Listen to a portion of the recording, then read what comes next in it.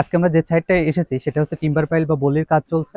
আমাদের অনেক ক্লায়েন্ট এমন থাকেন যে তারা বলে যে আমি একটা 5 তলা কিংবা 6 তলা বিল্ডিং করব, কিন্তু টিম্বার দিয়ে টিম্বার পাইলের কাজ করব আর কি।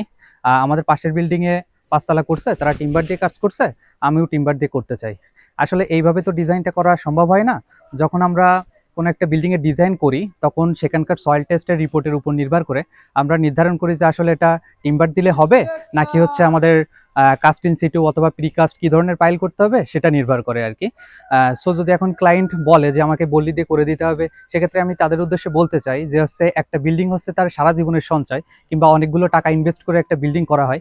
কিন্তু আপনারা ধরলেন বললেন আমাদের কাছে না হোক অন্য কারোর কাছে গেলেন, তারা হয়তো টিম্বার দিয়ে কিংবা যেটা বললি বলে আর কি, বললি দিয়ে আপনার বিল্ডিং এর ডিজাইনটা করে দিল, কিন্তু পরবর্তীতে যে যখন আপনার বিল্ডিংটা সেটেল করবে অথবা যখন বিল্ডিং এর স্ল্যাবে হোক, বিমে হোক অথবা কলামে ক্র্যাক চলে আসবে, তখন বিল্ডিংটা যখন অপরিত্যক্ত হিসাবে ঘোষণা করা হবে, যখন আপনি বিল্ডিং এ থাকতে পারবেন না, তখন আপনার সারা জীবনের যে সঞ্চয়টা অথবা যে টাকা দিয়ে আপনি বিল্ডিংটা করছিলেন সেটা সম্পূর্ণ নষ্ট হয়ে যাবে।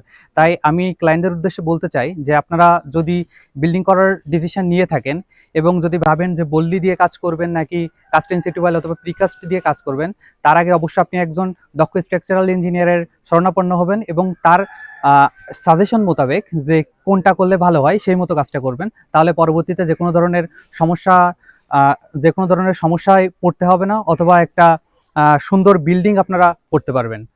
এই ছিল আজকের ভিডিও। পরবর্তী ভিডিও পাওয়ার জন্য আমাদের সাথে থাকুন। ধন্যবাদ।